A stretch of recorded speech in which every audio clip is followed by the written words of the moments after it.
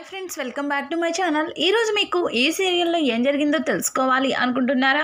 అయితే వెంటనే మనం సీరియల్లోకి వెళ్ళిపోదాం. ఇక పల్లవి అలాగే అవని ఇద్దరు కూడా ఒకేసారి ఆఫీస్కి అయితే వస్తారు. ఇద్దరు ఎదురెదురు పడతారు. ఇక పల్లవి అయితే అవని వైపు చూసి, ఏంటక్క నువ్వు కూడా ఇక్కడికి వచ్చావా? ముందే చెప్పుండాల్సింది.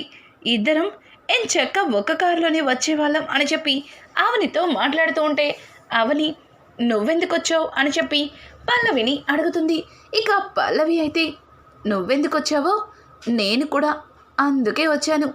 బావగారు చైర్మన్ స్థానంలో కూర్చుంటే చూసి సంతోషపడదామని అని చెప్పి ఇక పల్లవి తన మనసులో అనుకుంటూ ఇంకా అవనితో కలిసి పైకంటూ వెళ్తుంది.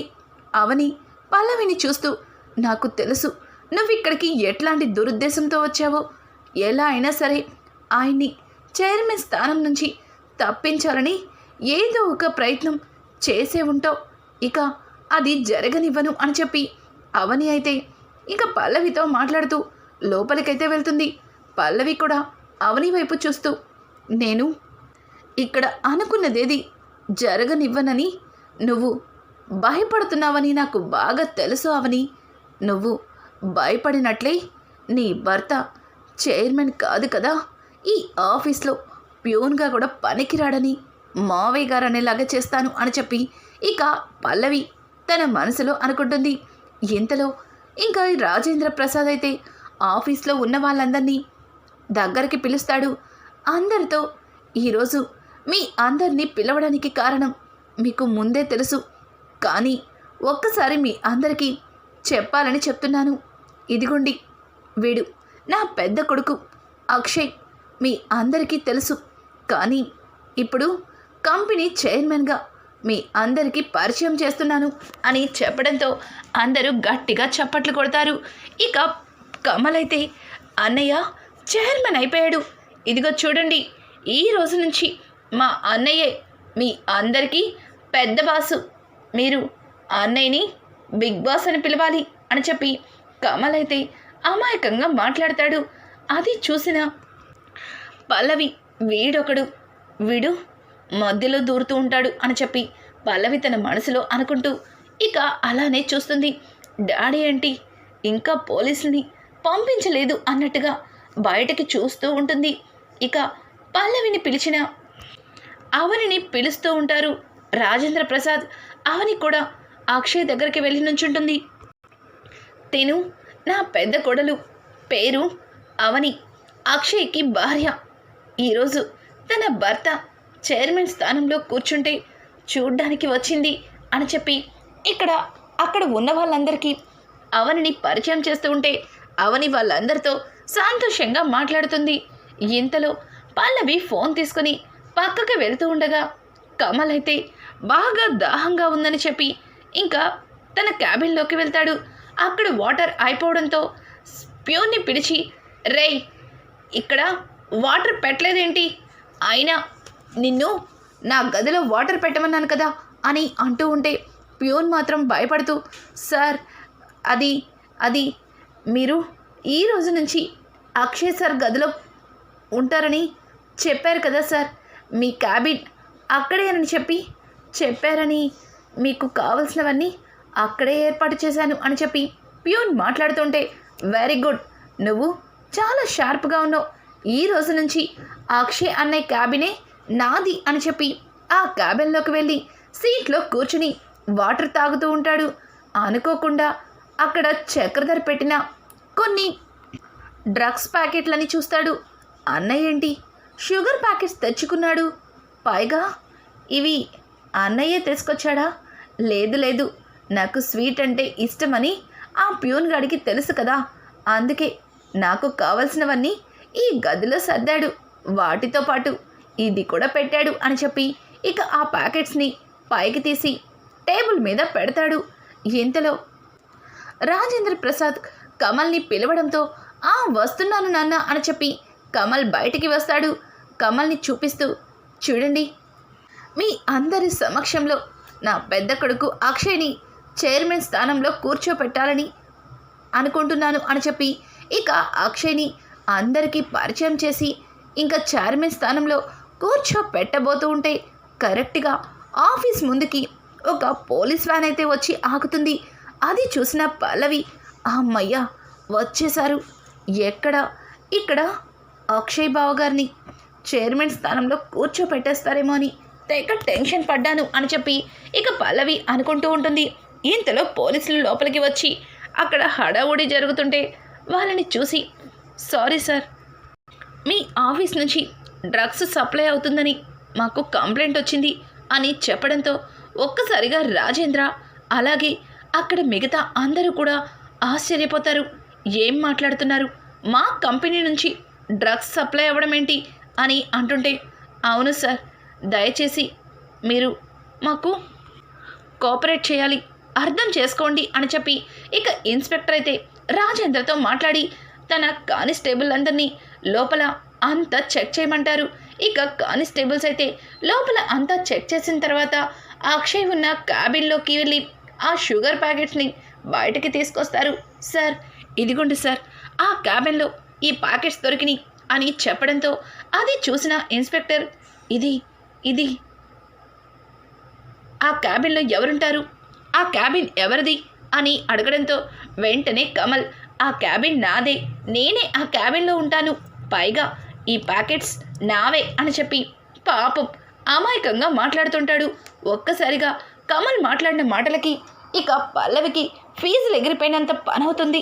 వీడేంటి ఆ ప్యాకెట్స్ నావే అని చెప్తున్నాడు, అసలు వీడికి ఎలా చెప్పను అని చెప్పి ఇంకా పల్లవి, బావా నీకు తెలీదు అని అంటుంటే, లేదు పల్లవి, నాకు తెలుసు, ఈ ప్యాకెట్స్ నావే, నాకు స్వీట్ అంటే చాలా ఇష్టం కదా, అందుకే తెచ్చుకున్నాను అని చెప్పి పాపం కమల్ అయితే అమాయకంగా మాట్లాడతాడు.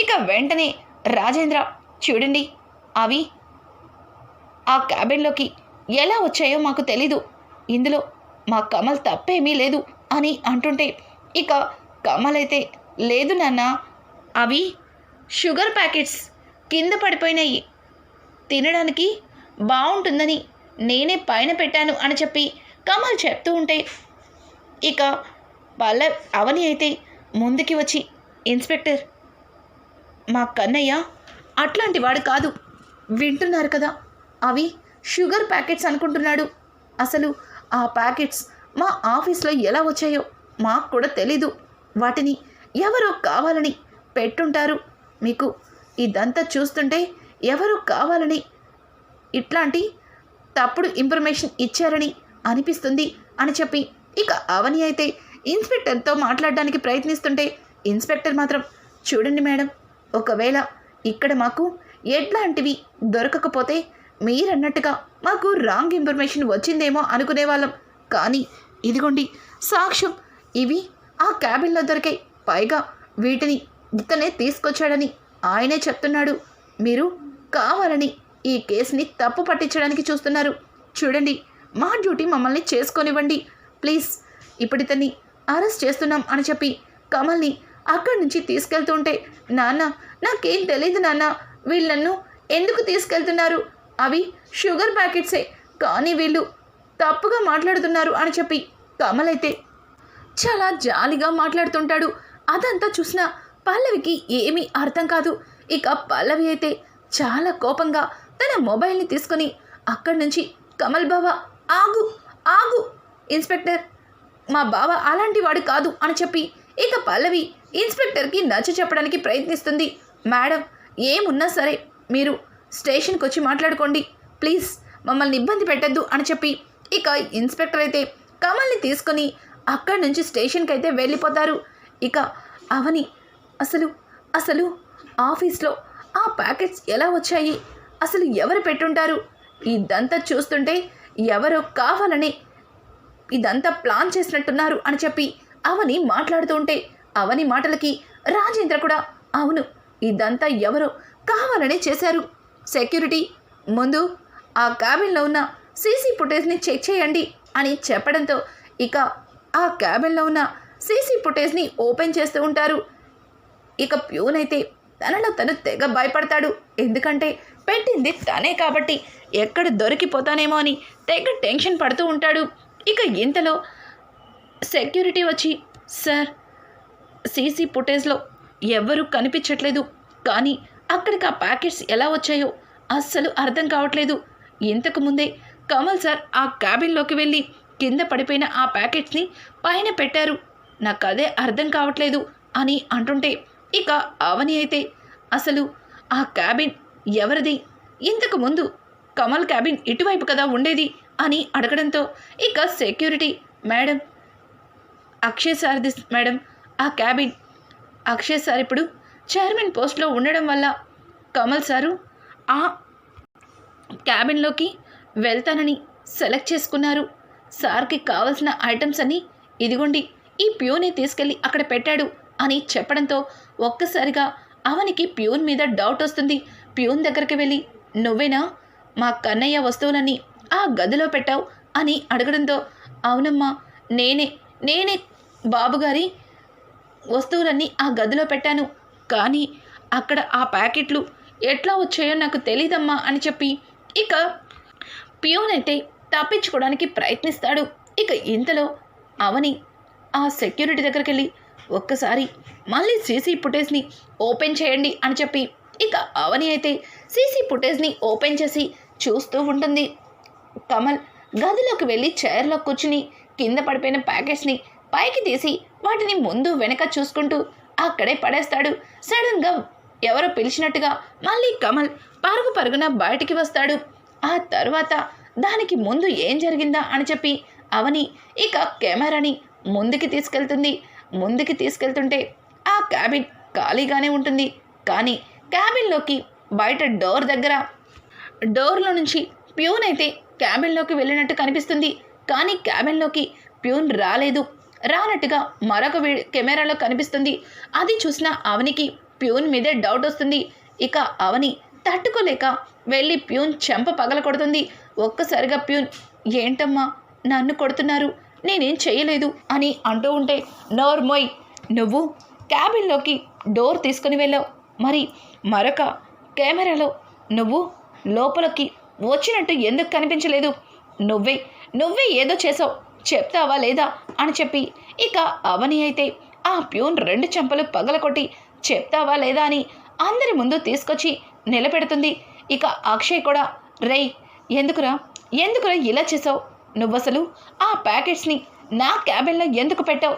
నీకు ఇదంతా ఎవరు చేయమని చెప్పారు, చెప్తావా లేదా అని చెప్పి ఇక అక్షయ్ కూడా ఆ ప్యూన్ని పట్టుకొని 4 తగిలిస్తాడు. ఇక ప్యూన్ అయితే చెప్తాను నన్ను క్షమించండి. ఈ మధ్యన ఆఫీస్లో ఎంత కష్టపడుతున్నా మీరిచ్చిన 10,000 రూపాయల జీతం నాకు సరిపోవటం లేదు. పిల్లలకి ఫీజులు, ఇంట్లో ఖర్చులు ఎక్కువయ్యాయి. అందుకే సైడ్ బిజినెస్ కింద దాన్ని ఆ డ్రగ్స్ని తీసుకొచ్చి అమ్ముతున్నాను. పైగా సడన్గా ఆఫీస్లో ఇట్లా అక్షయ్ సార్కి చైర్మన్ పోస్ట్ని ఇస్తున్నారని అందరినీ పిలిపించారు. ఇట్లాంటప్పుడు ఆ ప్యాకెట్స్ నా దగ్గర ఉంటే ప్రాబ్లం అవుతుందేమో, అక్షయ్ సార్ ఎలాగో ఇక ఈ క్యాబిన్లో కూర్చోరని అక్కడ దాచిపెట్టాను. అదే జరిగింది. కాకపోతే వాటిని దొరికితే నేనే పెట్టానని అందరికీ తెలిసిపోతుందని తప్పించుకోవడానికి కెమెరాకి కనిపించకుండా క్యాబిన్లోకి వెళ్ళి దాచిపెట్టాను అని చెప్పి ఇక ప్యూన్ అయితే అందరి ముందు తనే తప్పు చేసినట్టుగా ఒప్పుకొని అందరికీ క్షమాపణలు అడుగుతాడు. ఇంకా పల్లవి అయితే అవని అక్క, రియలీ నువ్వు సూపర్, తప్పు చేసిన వాడిని ఇట్టే కనిపెట్టేశావు, నీ వల్ల నా కమల్ బావని అరెస్ట్ చేశారు, ఈడియట్ అని చెప్పి ఇక పల్లవి కూడా ఎవరికి అనుమానం రాకుండా ప్యూన్ని కొట్టేస్తుంది. ఇక ఆ ప్యూన్ని పోలీసుల ముందుకు తీసుకెళ్ళి నిజమేంటో ప్యూన్తో చెప్పిస్తారు. పోలీసులు నిజం విన్న తర్వాత ఇక కమల్ని రిలీజ్ చేసి సారీ మేడం, ఆ క్యాబిన్లో సార్ ఉంటున్నారు కాబట్టి సార్ని అరెస్ట్ చేయవలసి వచ్చింది, మమ్మల్ని క్షమించండి అని చెప్పి ఇక ఇన్స్పెక్టర్ అయితే వాళ్ళకి క్షమాపణ చెప్పి ప్యూన్ని లోపల తీసుకెళ్ళి పడేస్తారు. ఇక కమల్ని తీసుకొని ఇంటికి వచ్చిన తర్వాత పల్లవికి చక్రధర్కి అయితే కాల్ చేస్తాడు. చక్రధర్ ఫోన్కి పల్లవి చాలా ఆవేశంగా డాడ్, నేను నీకేం చెప్పాను, కానీ మీరేం చేస్తున్నారు అని అంటుంటే, నేనేం చేశాను బేబీ, నువ్వు చెప్పినట్టుగానే ఆ డ్రగ్స్ని అక్షయ్ ఉన్న క్యాబిన్లో పెట్టించాను. ఈ పాటికి అక్షయ్ అరెస్ట్ అయ్యి స్టేషన్లో కూర్చునుంటాడు. నువ్వు వెళ్ళలేదా చూడటానికి అని అడగడంతో, ఏం జరిగిందో మీకు తెలియక అలా మాట్లాడుతున్నారు. అసలు ఏం జరిగిందో తెలుసా? ఆ డ్రగ్స్ ప్యాకెట్స్ని కమల్ బావ క్యాబిన్లో పెట్టారు. కమల్ బావని అరెస్ట్ చేశారు. సమయానికి ఆ అవని తెలివిగా సీసీ ఫుటేజ్లో చెక్ చేసి ప్యూన్ని పట్టుకుంది. వాడు ఎక్కడ నిజం బయట పెడతాడేమో అని టెన్షన్తో చచ్చూరుకున్నాను. కానీ ఇదంతా వాడే డబ్బుకి కక్కుర్తిపడి సైడ్ బిజినెస్ చేస్తున్నానని పోలీసుల దగ్గర అలాగే మావయ్య గారి దగ్గర ఒప్పుకున్నారు. అయినా మీరెందుకు ఇలా చేశారు అని చెప్పి ఇక పల్లవి అయితే చక్రధర్ని తిడుతూ ఉంటుంది. చక్రధర్, కూల్ బేబీ కూల్, నువ్వేం టెన్షన్ పడకు. ఇప్పుడు ఏం జరిగింది? ఏమీ జరగలేదు కదా. కేవలం అక్షయ్ చైర్మన్ మాత్రమే అయ్యాడు. ఇక ఆ చైర్మన్ స్థానంలో కూర్చుని చెయ్యవలసినవేవి ఆ కమల్ చెయ్యలేడు. అలా జరగకుండా నేను చూసుకుంటాను అని చెప్పి ఇంకా చక్రధర్ అయితే పల్లవితో మాట్లాడతాడు. ఇంతలో కమల్ లోపలికి వచ్చేసరికి పల్లవి వెనక్కి తిరిగి చూస్తుంది. కమల్ పల్లవి ముందు వచ్చి నుంచుంటాడు. పల్లవి, బావా ఏంటలా చూస్తున్నావు అని అంటుంటే, ఎవరితో మాట్లాడుతున్నావు పల్లవి? అసలు నువ్వు అనుకున్న ప్లాన్ జరగలేదని తెగ ఫీల్ అవుతున్నావు అని అంటుంటే, అదేం లేదు బావా, ప్లాన్ అంటూ ఏమీ లేదు. నిన్న నీకోసం ఎంతో ప్రేమగా పాలు తీసుకొచ్చాను. నీతో సంతోషంగా ఉండాలి అనుకున్నాను. కానీ నువ్వు నా మూడు మొత్తాన్ని చెడగొట్టేశావు. నేను అనుకున్న ప్లాన్ వర్కౌట్ అవ్వలేదు అని అంటుంటే, ఏంటి ప్లానా అని అంటూ ఉంటే, ప్లాన్ కాదు బావా, అదే నా మూడు చెడగొట్టావు అంతే. గుడ్ నైట్, నాకు నిద్ర వస్తుంది అని చెప్పి ఇక అవని అయితే కమల్ని మాటల్లో పెట్టేసి తనని కన్ఫ్యూజ్ చేసి వెళ్ళి బెడ్ పైన పడుకుంటుంది. ఇక్కడ చూస్తే అవని అక్షయ్ రాగానే కంగ్రాచులేషన్స్ చైర్మన్ గారు అని చెప్పి ఇక అక్షయ్కి కంగ్రాట్స్ చెప్పడంతో, అక్షయ్ నువ్వు నాకేం చెప్పక్కర్లేదు అని అనుకుంటూ లోపలికైతే వెళ్ళిపోతాడు. నాకు అర్థమైంది, ఆఫీస్లో జరిగిన దాని గురించే కదా మీరు ఇంకా ఆలోచిస్తున్నారు అని చెప్పి ఇక అవని మాట్లాడుతూ ఉంటే, కాదు నేను దాని గురించి మాట్లాడట్లేదు, నువ్వు నాకు చేస్తున్న మోసం గురించి. ఈరోజు దొంగని పట్టుకొని అందరి ముందు నువ్వు ఏదో సాధించేశానన్నట్టు నా వైపు చూస్తున్నా చూడు, నాకు అస్సలు నచ్చట్లేదు. నువ్వు చేసిన తప్పుల్ని నేను ఇంకా మర్చిపోలేదు.